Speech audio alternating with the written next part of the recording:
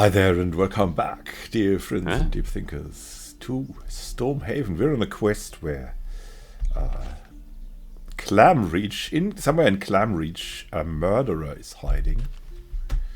Probably.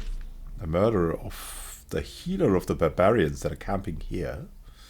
The barbarians are a problem for Clamreach, and we need to find that guy to give them to the barbarians, maybe. So he can have a fair trial, as they say. We don't know how that is, though. We've now found out that Miller supposedly is hiding something, so we're going to talk to her about it. This short woman summons a smile, though it never reaches her sad eyes. Excuse me. If I'm not feeling garrulous, how can I help? I heard that you've been acting suspicious lately, Emilia. Huh? If you're fixing to point the finger at me, the least you can do is tell me what I'm supposed to have done.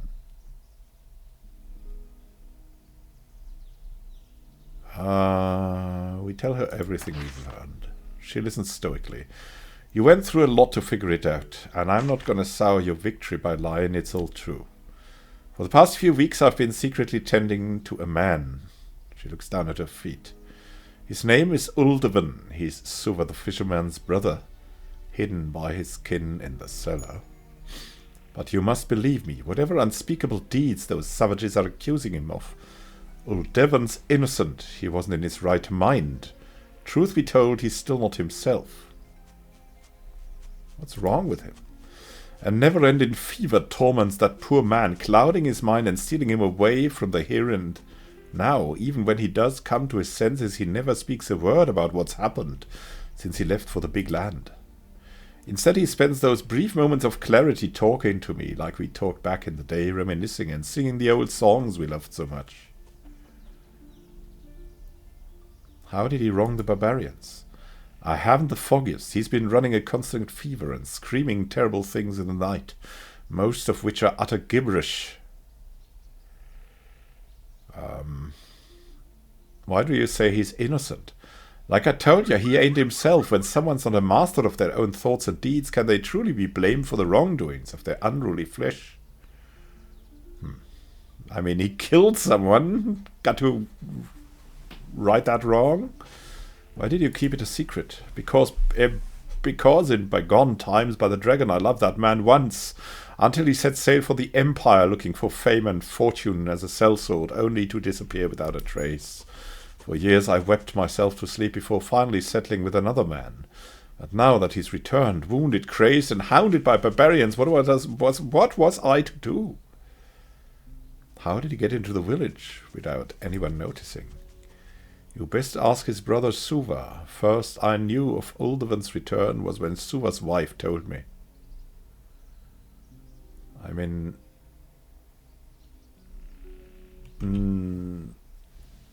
Got it, I'm going to verify your claims for myself. Please don't judge him by his appearance. There's a good man trapped in that fever-stricken body. Don't throw him to the wolves. Let's go. We're going to play Suva a visit. The woman lets out a deep sigh.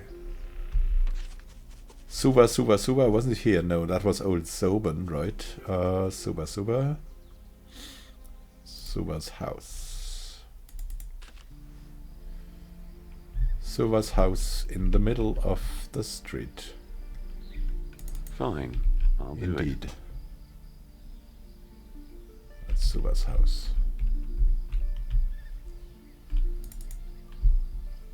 Isn't that Suva's house? I'm not sure.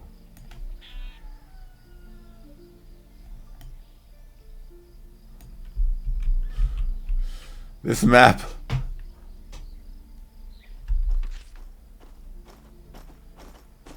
That's Suva's house. Yeah, all right.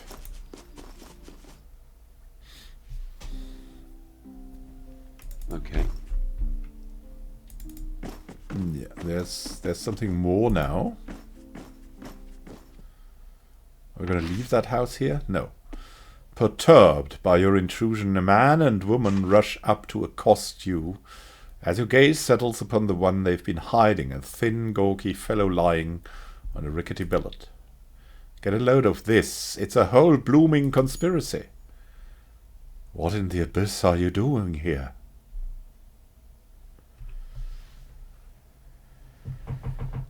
I'm here to make sense of what's happening. Another fugitive. The man on the bed struggles to prop himself up. Suva, please leave us. We'll talk it out one-on-one. Oh, and that's... are you about... You're sure about this, Uldevan? Because we... Fear not, brother, and you, stranger, come hither. I know you want to tell me something. A group of barbarians has pitched their camp not far from the village. They are looking for someone who wronged them. Yeah, they have a good reason to hound me, overcome by a sudden coughing fit. Blast it. What's your story, anyway? I remember myself either as a kid who had just joined a mercenary band from across the sea, or as this wretch you see before you. But everything in between, it's as if it were a dream. First battle, first loss, captivity, enslavement, the bloody pit, and finally escape. The pit. The man's eyes become glassy. I'm talking about the Balta ore mines down south. Horrible, horrible place. Starts rambling. Chaos monsters living down there and evil magics all around. No, I'm never going back. You hear? Never! I'd rather killed me on the spot. Where's this place? The mines are somewhere to the south. I don't remember where exactly. And I don't want to fucking remember. Spittle flies from his mouth. There are monsters in this place?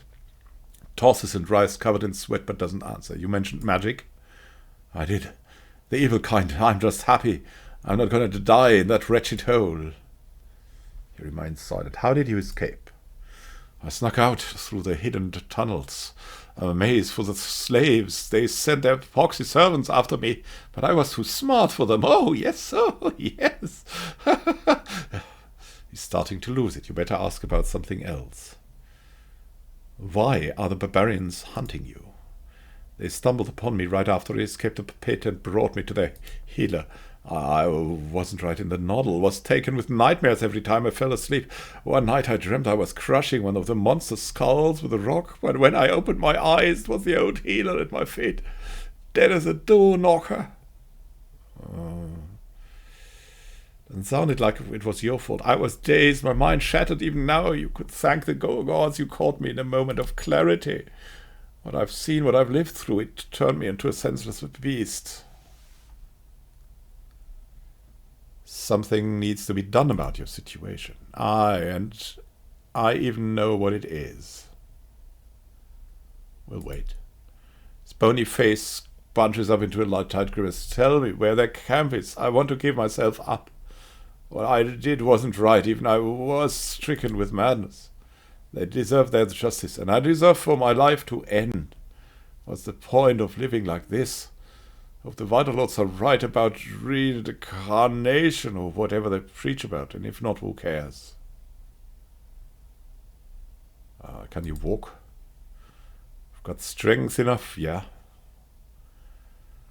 I mean, the barbarians seemed fair. I'll tell him where to find them. I see, thank you. Just don't follow me, all right? We'll shrug and let him go. The man shuffles off to meet his fate. Will his sacrifice satisfy the vengeful barbarians? You don't know for certain, but it bloody well ought to. Now everyone hates us here. Gonna see what's out there.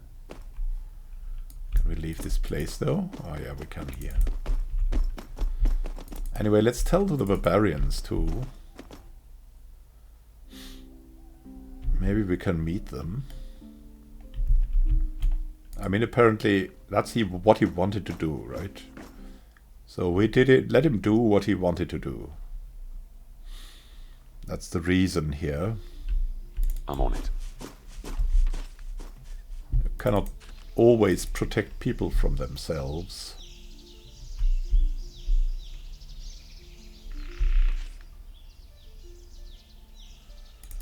Anyway, let's still talk to the barbarians. And just try to tell them that they shouldn't treat him like he's some kind of a willful murderer, but that instead he should be treated as someone who is ill. And we need some healing for ourselves too. Hogweed. A phrase book.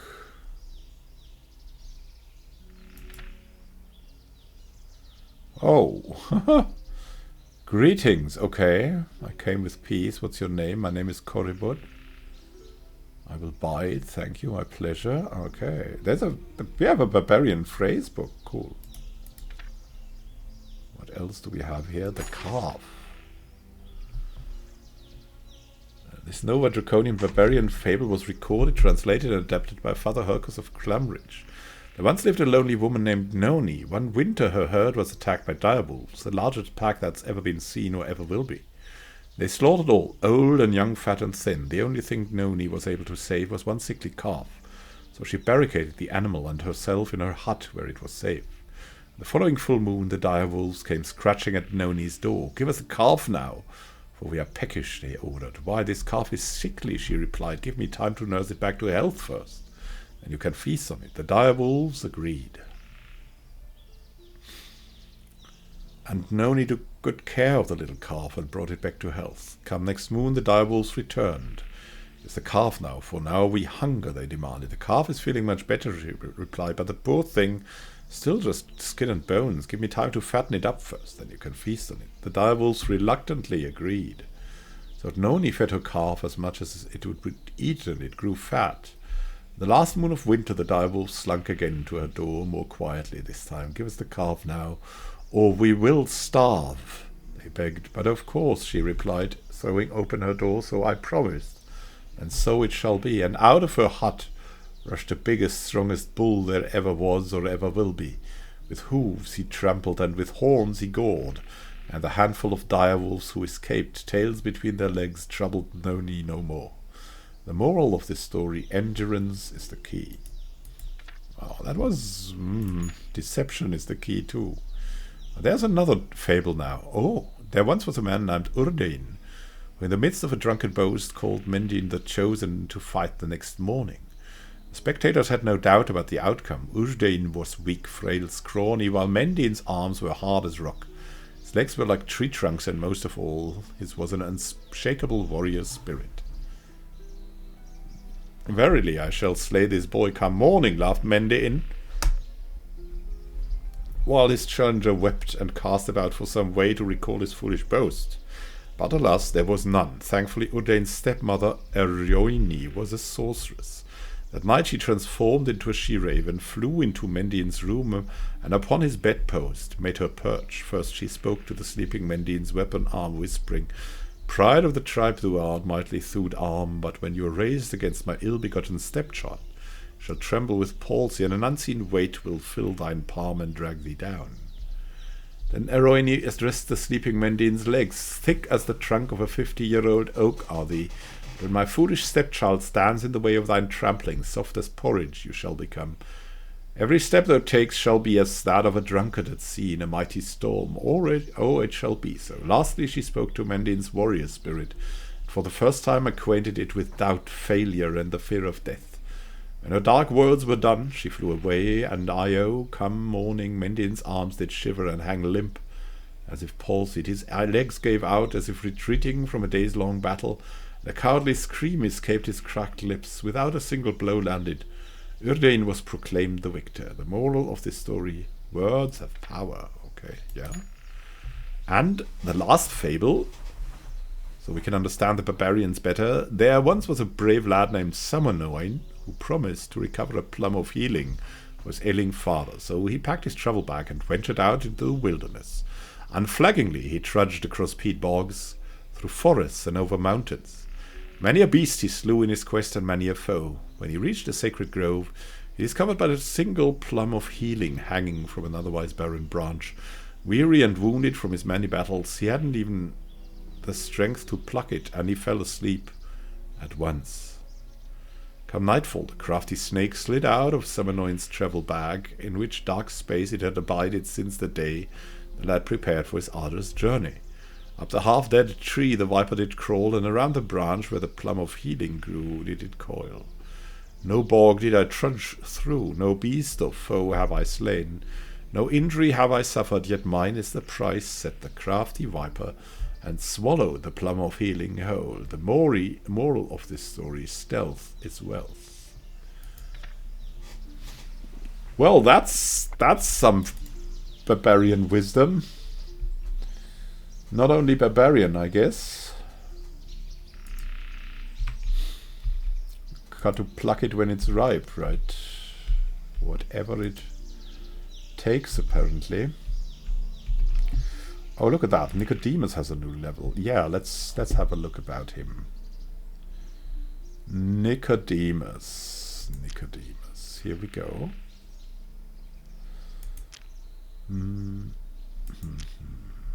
Let's see. He should get better at martial arts, definitely.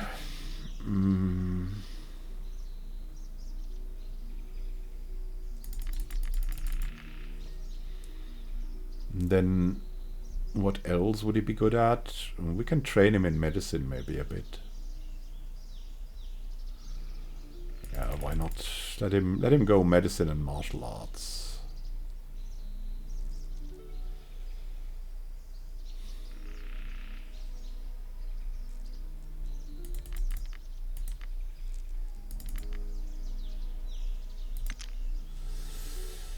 His abilities, he knows this, the swing.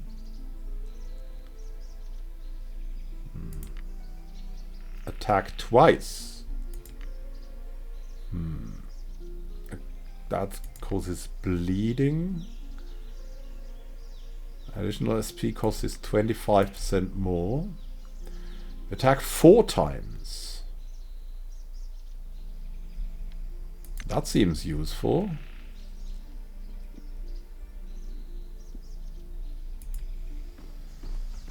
Yeah, that seems really good. Nice and smooth.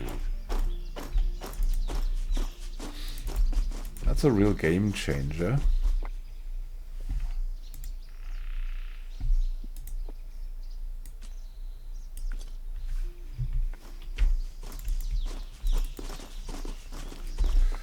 Oh yeah, and we also have an ability here.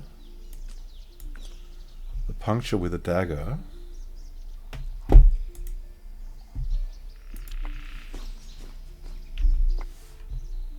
Yeah, we've got the worn knife here. It's gotta be good.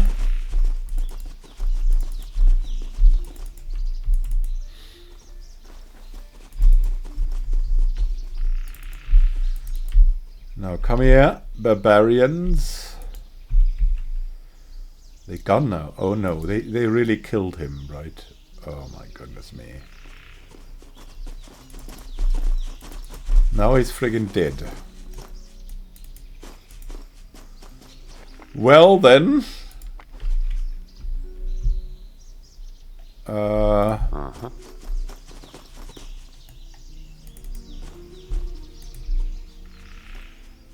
There's the pouch with coins that we got for our deeds. I'm not sure if that was good, but a fair trial, right? These provisions we can take too. There's nobody here. All right, I guess we kind of solved these problems.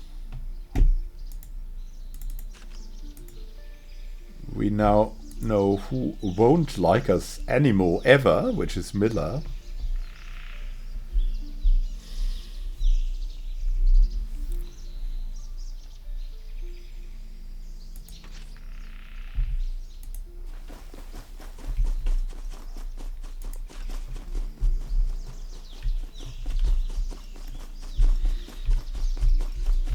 Go back to the headsman though.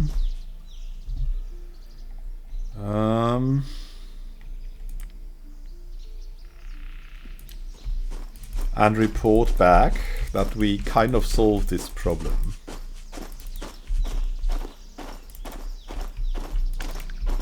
I really hope we're skilling these guys right. We'll see, I guess. We'll see.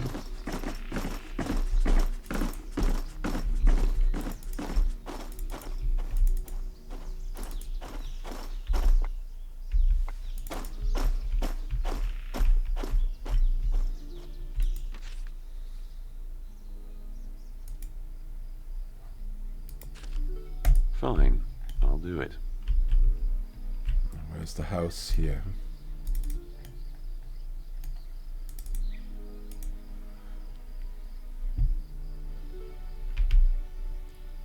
Where are we now?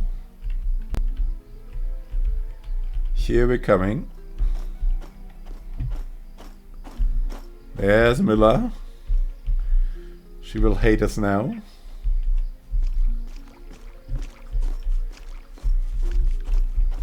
But it kind of had to be resolved, and as I see the mayor, he won't complain.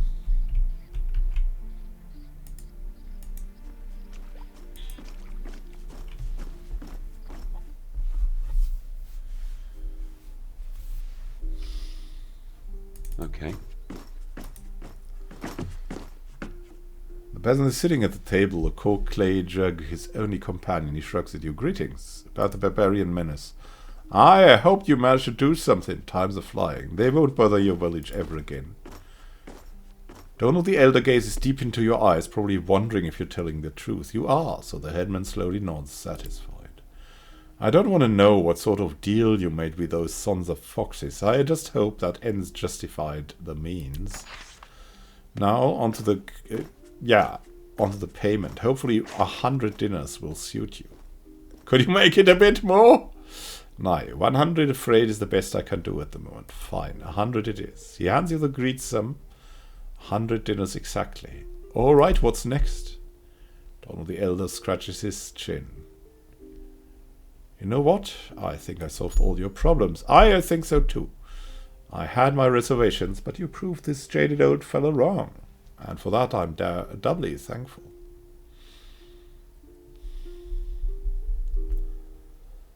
Alright, got it. Anyways, there's anything else I can help you with? How's the village doing? We're fine, actually. Nothing to brag about, but fine is good too. And with no apparent threats looming, there's even hope we might reach great at some point. Got it. Well, it's time for me to go. Keep your wits about you. Out on the road. Yeah, indeed. We might sleep and rest somewhere, though, and then we might leave the village. I'm on it. And now he's standing outside. All right. Wait. We want to get to Clam Reach, right? Clam Reach.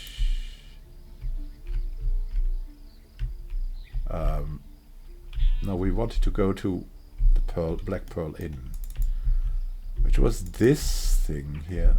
Is that a black pearl on it? No. No, that's just for the windows. Ah, we went to the wrong house, I guess. This is the Black Pearl Inn. Yeah. You're striding past when Suva blocks your way. I saw my brother leave town. He refused to answer my questions and forbade me from following. So what in the abyss did you tell him? I didn't say anything. Is that so? Where is he then? Darn it all, move aside. His black gaze follows you as you depart. I mean, he knows, Nice but and smooth. better not kill another man, right? He would have attacked us on the spot, I guess. For some reason, but for other reasons not. Uh-huh. Sometimes you just gotta bluff, right? Miggle? Did you want something? Ask a couple of questions. Have any stories to share? Okay. She doesn't want to share stories. Where is the innkeeper again. As we wanted to sleep here a bit. There was Solmar. The balding innkeeper greets you with a genuine smile. Ah, the man who saved us from the barbarian menace. You're always welcome in the Black Pearl Inn. I'm interested in renting a room. For the modest price of 10 dinars, you not only get a comfortable cushion stuffed with the finest hay round, but also a free meal. Our world-famous Nova Draconian clam chowder. What do you say? Sounds good. Here's the coins. Let me show you the way. All right. Will we heal now? I need a bite to eat. Ah, nice. Okay. Sweet, sweet, sweet. Are we hungry? Is there something like a hunger mechanic here? Hey, Dobrel. Why don't you show me your wares right away? What does he have? Oh, yes. He has copper. No, we have copper arrows. He has just some stuff. Provisions. 46 freaking coins, and we have 312. Oh. Let's see if we can somehow exchange that. Ah, the old shawl. Oh, yeah, we wanted to do this for the witch. For the herbs woman.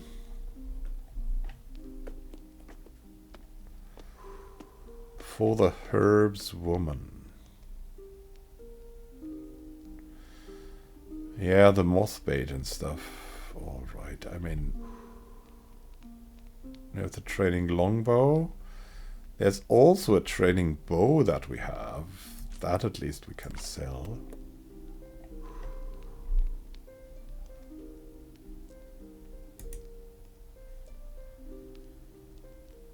The battered sword, nobody of us needs that. The sword blade is way better. Way more expensive, interestingly. So that will give us really a lot of money. As will the Borg Iron Axe Head.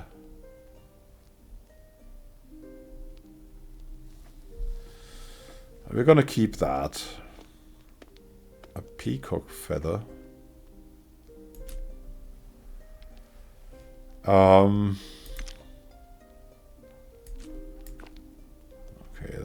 that's just to sell, right? Fly honey. Dagger fang stuff.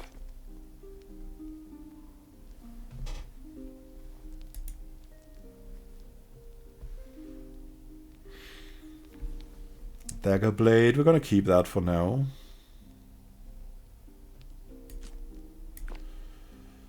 Silver ring.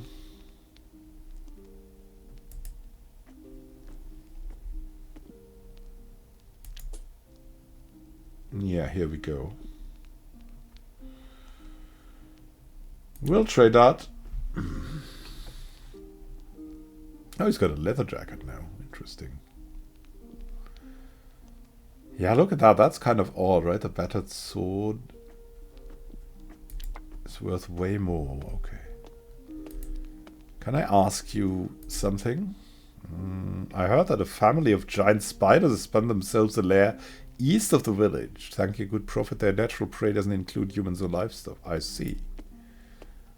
Anything else? The dragon himself? Okay. Gonna see what's out there. Thank you, thank you. So we've healed. That's really good.